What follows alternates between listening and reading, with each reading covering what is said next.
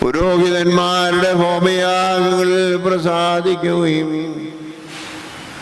ദീർഘദർശിമാരുടെ ബലികൾ ഇഷ്ടപ്പെടുകയും ശ്രീഹന്മാരുടെ കുർബാനകളെ പൂർത്തിയാക്കി വിശുദ്ധീകരിക്കുകയും ഹാബീലിനും നോഹിനും മൽക്കിസദേക്കിനും തന്റെ രഹസ്യത്തെ വെളിപ്പെടുത്തുകയും മോശയ്ക്കും അഹറോനും ശമൂവേലിനും തന്റെ ദൃഷ്ടാന്തം സൂചിപ്പിക്കുകയും ചെയ്തവനും